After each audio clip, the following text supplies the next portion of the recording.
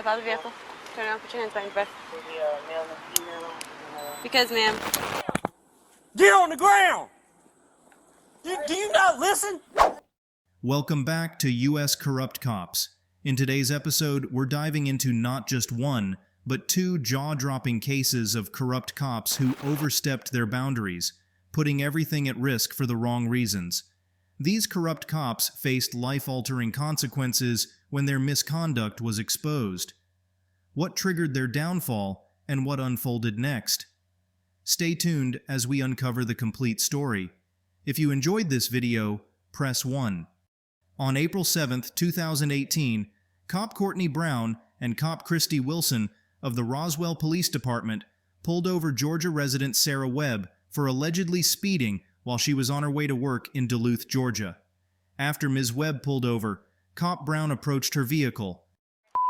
Stay in the car. Sorry, my window doesn't hold. Off to Brown Roswell Police Department. You know how fast you were just going, ma'am? I'm so sorry, I'm late for work. So you could go over 80 miles per hour on 92? No, ma'am. You have your driver's license and your insurance card? Yeah, my insurance. Turn off the car and pass me the keys, please. The ground's wet. It's been raining. You're going over 80 miles an hour so on this type of a road. That's reckless driving, ma'am. This is LexisNexis. I'm trying to look it up. I don't have it printed off. Give me 1 second. I'll be right with you. Go for it. Hey. She was going like almost 90 down 92. Oh, really? She flew past me. I had to get up to 90 to catch her. Wow.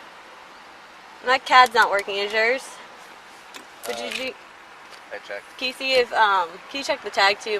I'm gonna have to restart this and see what the deal is. Make me skid around. I'm gonna take her probably for reckless. Okay. She flew past me going probably 80, 85 on 92 in the wet road. She said she's running late for work. I had to get up to 90 to catch her. What do you think? I mean, I don't have any speed detection, so at the same time, but... Cop Brown later admitted that she didn't have any speed detection devices to accurately measure Ms. Webb's speed. While speed enforcement laws vary by state, in Georgia, drivers can be charged with speeding or reckless driving based solely on a cop's visual estimate of their speed. Georgia's speeding laws are outlined in Section 40-6-180 of the Georgia Code, which states, "No person shall drive a vehicle at a speed greater than is reasonable and prudent under the conditions, and having regard for the actual and potential hazards then existing," and Section 40-6-181, which specifies, "No person shall drive a vehicle at a speed in excess of certain maximum limits." In the 1992 case of Brown v. State, the Georgia Court of Appeals ruled that a cop's visual estimate of a defendant's speed was legally sufficient to support a speeding conviction, stating, "Opinion testimony of an eyewitness may be used to establish speed, its credibility being for the jury to determine, and such evidence is sufficient to authorize a jury to conclude that the speeding laws have been violated." Similarly, in the 2002 case of Stone v. State, the Court of Appeals upheld a conviction based solely on a cop's visual speed estimate because a cop's estimate of speed is sufficient to support a conviction on a speeding violation. The same standard applies to a reckless driving charge, which according to Section 40-6-390 of the Georgia Code, occurs when someone drives any vehicle with reckless disregard for the safety of persons or property. In the 2003 case of Fraser v. State, the Georgia Court of Appeals concluded that speeding, unaccompanied by other traffic violations, can form the basis for a reckless driving conviction if the state presents evidence that a defendant was driving at an excessive rate of speed given the posted speed limit and the driving conditions existing at the time. Given these Georgia case law precedents, a court would likely find that Cop Brown's testimony regarding her visual estimation of Ms. Webb's speed was sufficient to uphold a speeding and possibly reckless driving conviction.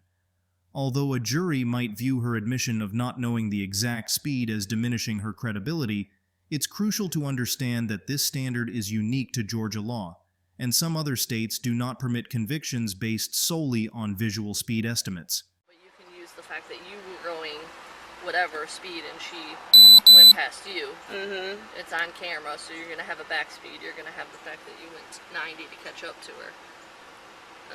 You're gonna have too fast for conditions, and Yeah, I mean, that's unacceptable. I told her, I said, you know the roads are wet, correct? You're running late for work and you're going above 80 right. to get to work. I said, call. So do not do that and put people's lives in jeopardy. Yeah. So, my CAD just froze on me, so I'm restarting it right now. What do you think? Or just tickets?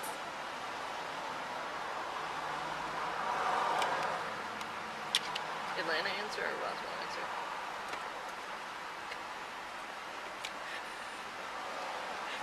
Hold on. Are you? Okay, hold on.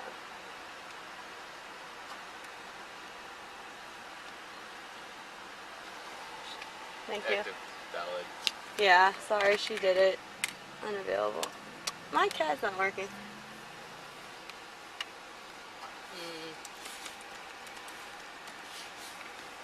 Who's that? A head, R tail. Okay. Off camera, Cop Wilson opens a coin flip app on her phone and explains a head or tail, meaning that if the coin lands on heads, then Ms. Webb should be arrested, but if the coin lands on tails, she should be released. Regardless of the outcome, Cop Brown had the authority to arrest Ms. Webb under both Georgia law and the U.S. Constitution. Under Section 40-6-1 of the Georgia Code, most traffic violations in the state are criminal misdemeanors, including speeding and reckless driving. Section 17-4-2 permits cops to arrest individuals for crimes without a warrant if the offense is committed in the cop's presence. Even if state law did not allow arrests for these offenses, the Supreme Court has established a general rule that a warrantless arrest for an offense committed in the cop's presence is constitutionally permissible if supported by probable cause. In the 2001 case of Atwater v. City of Lago Vista, the Supreme Court held that if a cop has probable cause to believe that an individual has committed even a very minor criminal offense in his presence, he may, without violating the Fourth Amendment, arrest the offender, despite noting that the incidents of the arrest in question were merely gratuitous humiliations imposed by a cop who was at best exercising extremely poor judgment. However, in certain jurisdictions, these actions would breach departmental policies.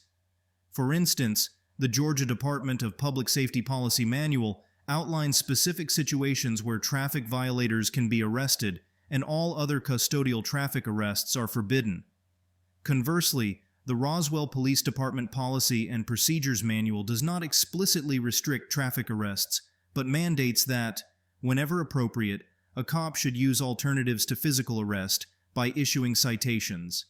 By choosing to arrest Ms. Webb based on a coin toss, the corrupt cops likely violated another section of the Roswell Manual, which states police cops, having a position of trust and civic responsibility, should conduct themselves as to merit the confidence and respect of the public and fellow cops. The policy also requires cops to conduct themselves in such a manner as to reflect a favorable image on themselves and the Roswell Police Department. Members will consider it their duty to be of service to the general public and to render that service in a kind, considerate, and patient manner. This is tail, right? Yeah, so really. 23. Michael Jordan? Hi. So I got too fast for, let me write this down. Too fast for conditions. Is it reckless? Yeah, you can do reckless, and then speeding. And you're just going to have to mark the pace one instead of the... I mean, either way, the speed limit here is what, 45? Yeah. 45. She was going way... Yeah. I mean... Because I haven't done one, like, speeding like that, so that's why I'm a little bit unsure. You're going to do the patrol vehicle spot, and then it's going to ask you for moving or not moving, and you're going to do moving. Can you help me do these dang tickets? My CAD won't even log me in. Sorry. Alright, I'm gonna go. Yeah, that's not okay. Yeah.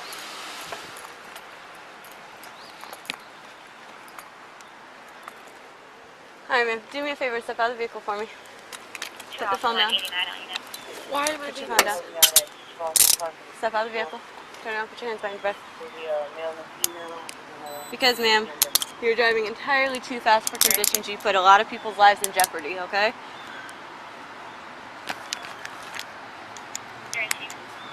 Double locking these so that they don't tighten on you. Do me a favor and step in front of my vehicle, ma'am. Step in front of my patrol vehicle. Do you have anything? Do you have anything?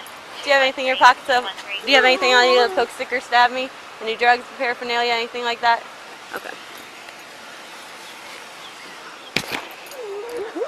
You have a bra on. Turn to the side for me. Here, move on, Burkett. I'm just gonna shake this out, okay? Alright. Do me a favor, step over here to my patrol vehicle. Have a seat for me. We're gonna buckle you in, okay?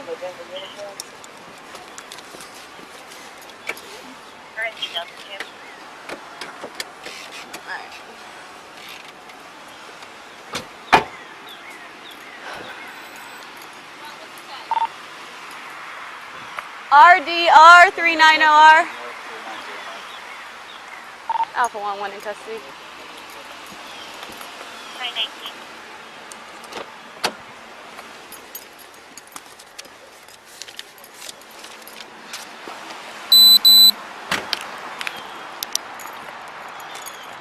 Alpha 1, can you please start me at 85?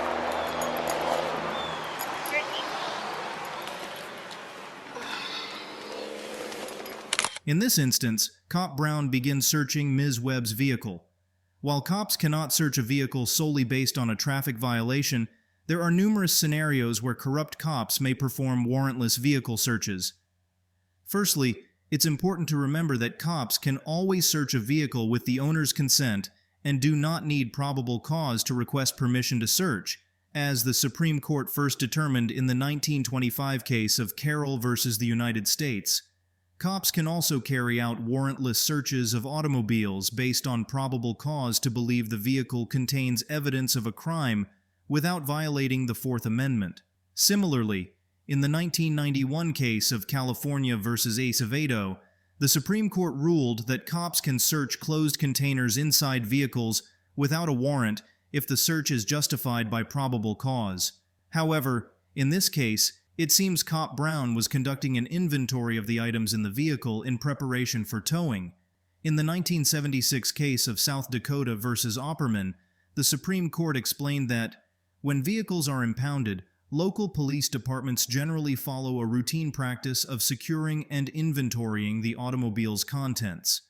These procedures developed in response to three distinct needs: the protection of the owner's property while it remains in police custody, the protection of the police against claims or disputes over lost or stolen property, and the protection of the police from potential danger.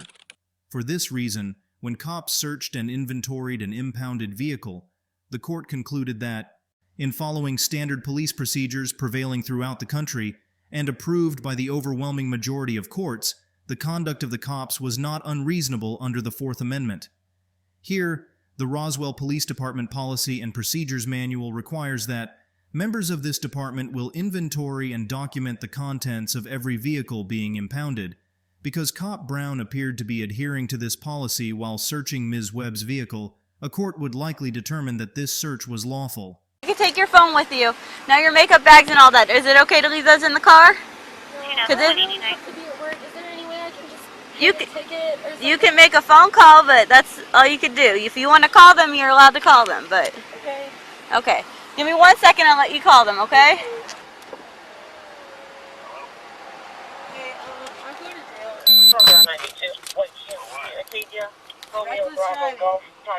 Where does he live?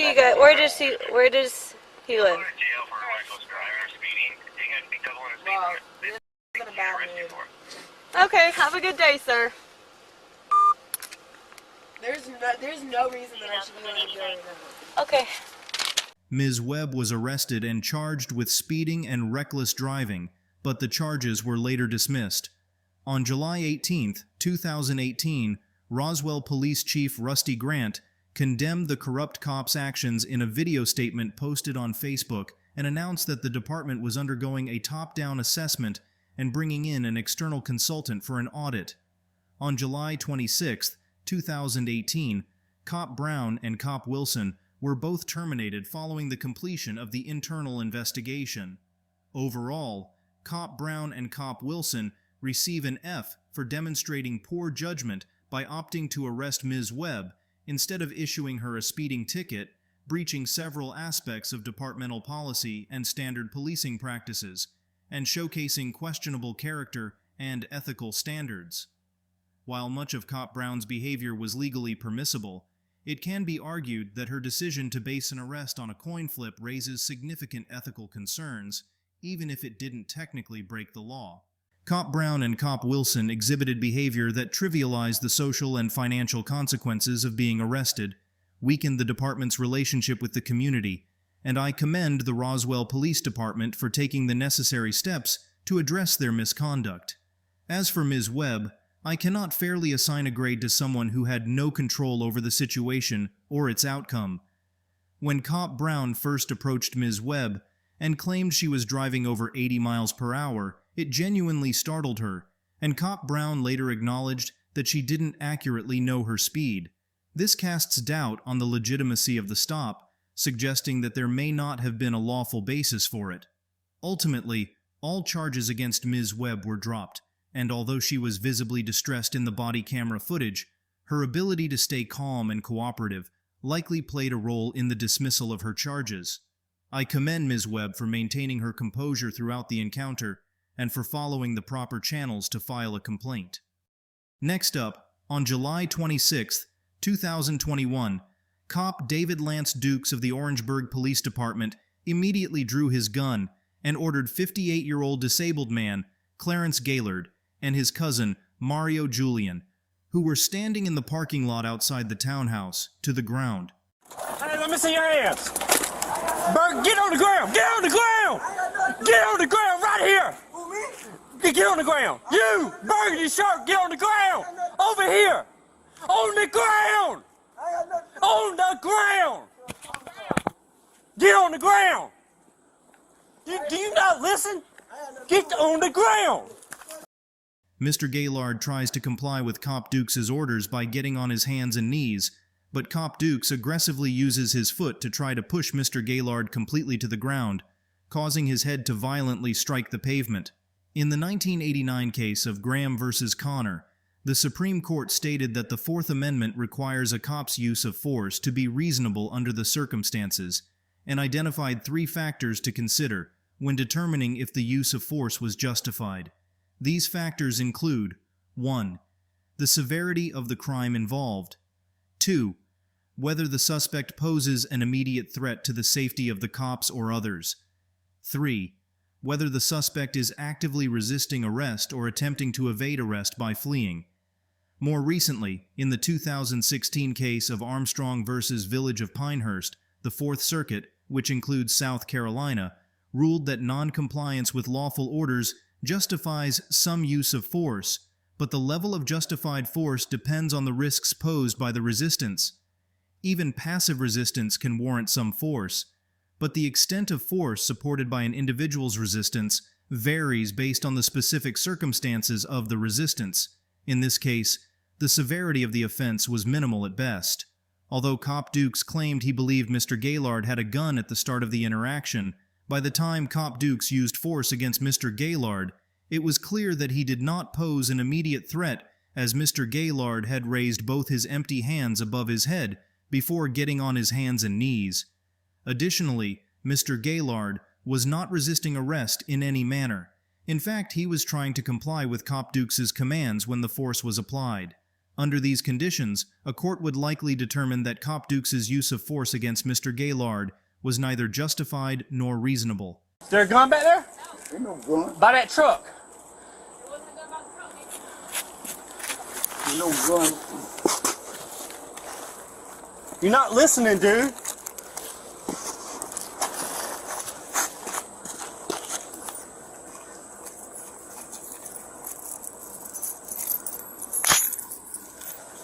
Bro, you got a gun on you, man? No, I ain't got no gun. All right, I I'm don't just own no gun. Turn back over. Paul, do you watch him say?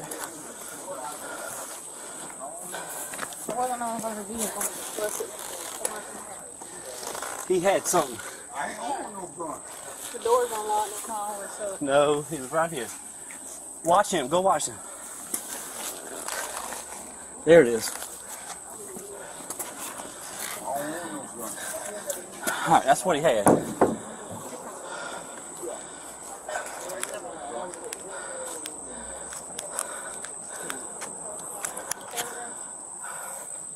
All right, who's the complainant? All right, get up, get him up. Put your leg up. 25 cents, got one tank. Alright. Put your leg that way so you can stand up. All right, listen, I'm about to help you. Hold on. All right, ready? 1, 2, 3. All right. Yep. Listen. Yep, they slammed my head Listen. down on the cement. Yep. Go back inside. Go back in the house. Go back in the house. Ain't nobody talking to you. I got head drummer. Go back in the house. Yeah.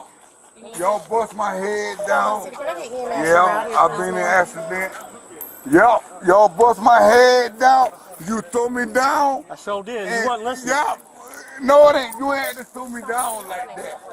I'm disability. Okay. I got head problem. Yup. You threw me down. Yup. You threw me down. You threw me down. Yup. You bust my head down on the cement. Yup. You bust my head. All right, let me tell you what. His forehead. You bust my head down on the cement. He was in front of the car when I came up. And he was walking like this. And I thought it was a gun at first. I said, drop the gun, drop the gun, drop the gun, drop the gun. Had him at gunpoint. And he's over here doing something like this. You slammed my head. You slammed my What head he was doing is down putting in this the up behind the cement. tire. So he comes over right here. He got his hands in his pockets. I'm telling him, let me see your hands, let me see your hands, let me see your Why you hands. bust my head then? He wasn't listening. No, it ain't. He got the, like this right here, You grabbed me. and we went on to the ground. You bust my Cop Dukes asserts that when Mr. Gaylord was walking from behind the white vehicle, he believed Mr. Gaylord had a gun and repeatedly instructed him to drop it. Cop Dukes also claims that once Mr. Gaylord stepped in front of the vehicle, he had his hands in his pockets and consistently ignored orders to show his hands. However, the body cam footage reveals that Mr. Gaylord actually had his hands above his head, and that while Cop Dukes repeatedly yelled at Mr. Gaylord to get on the ground, he never demanded that he drop a gun or show his hands, likely because Mr. Gaylord's hands were already visible throughout the encounter. An incident report filed by Corporal Brandy Smith, who was also present, states that while Mr. Gaylord was walking from the passenger side of the vehicle, he seemed to have his hands in his pockets, but once he reached the front of the vehicle, he removed his hands from his pockets. Corporal Smith's report also notes that Cop Dukes was loudly commanding Mr. Gaylord to get on the ground, but does not mention any gun or commands to drop a gun or show his hands. It's also important to highlight that when Cop Dukes recounted the events, he did not detail the method he used to take Mr. Gaylord down. Corporal Smith's report stated that when Mr. Gaylord did not fully get on the ground, Cop Dukes pushed him down by placing his right foot on the middle of Mr. Gaylord's back. However, the incident report filed by Sergeant Aquel Pador indicates that Cop Dukes jumped up and stomped Mr. Gaylord on the back of his neck with his foot, although it is unclear from the body camera footage whether Cop Dukes' foot landed on Mr. Gaylord's neck or upper back. It is evident that the version of events Cop Dukes provided to his commanding cop did not match the body camera footage or the reports filed by his colleagues. on the cement. You bust my forehead. Yeah, your head did hit the cement. Right, cause you bust me down on the cement. Where's the complainant? You bust my head down on the cement. Right here? You bust my head. You bust my head. Where's the complainant? Bust my head down. We're trying to get the name of the complainant. You So bust my head. What are we doing? I guess Sam was going to check him out. Ain't nobody There ain't nothing nobody here want to press charges on. Who called? I'm not sure. Take him out of cuffs right now. I mean, because that's what we You're got. gonna have to use your force. Yeah. No doubt. Yeah. my head down. Dude, I didn't know what his You intention use was. the force. You need to look for camera. Alright. The officer did wrong. Slam my head down. Bust my forehead. Damn right. You gonna pay me for that shit. Mayor, I'm gonna take that into evidence of what he had. What? Well, I mean,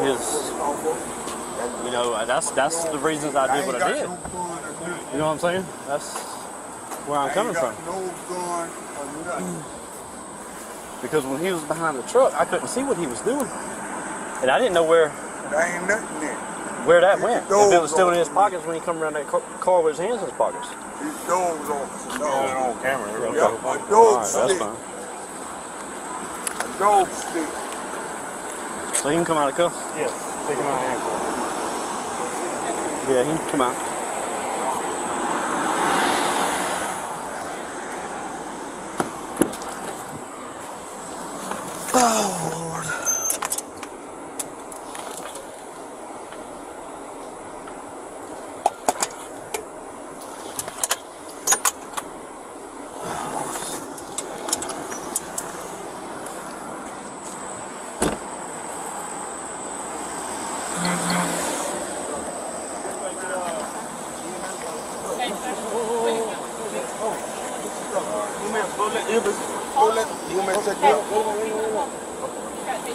You mind looking?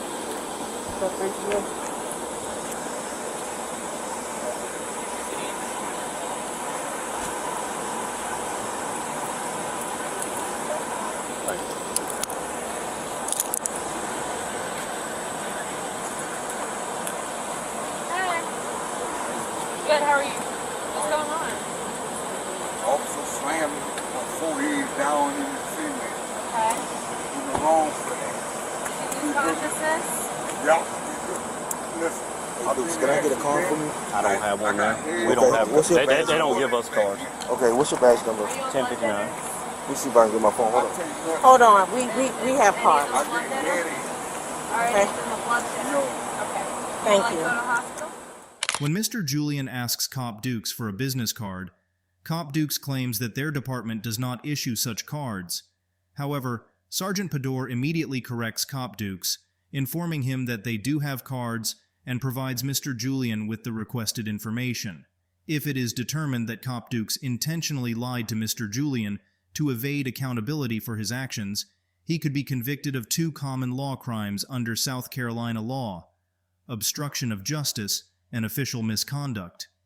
In the 1997 case of State versus Lies Gray, a South Carolina Court of Appeals upheld convictions for both offenses against a cop in the Camden Police Department for her actions during a criminal investigation.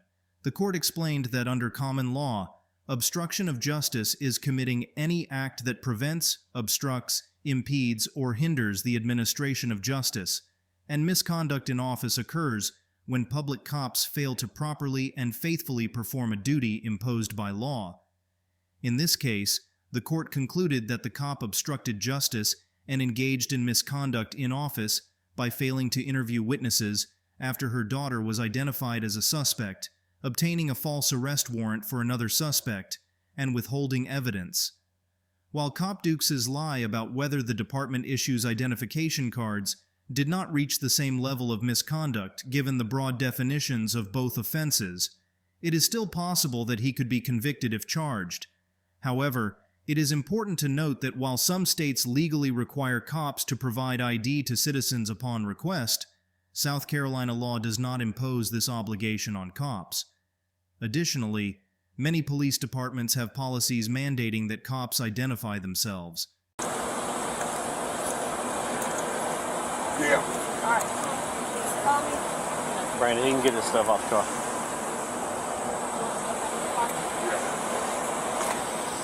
Dukes, will you say badge number? 1059.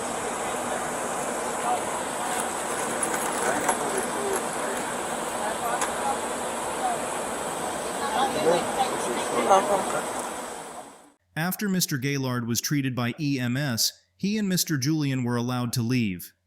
2 days after the incident, Cop Dukes was terminated from the Orangeburg Department of Public Safety for violating the department's use of force policies, which, as mentioned earlier, are not publicly available. On August 25, 2021, former Cop Dukes was charged with first-degree assault and battery, which could result in up to 10 years in prison.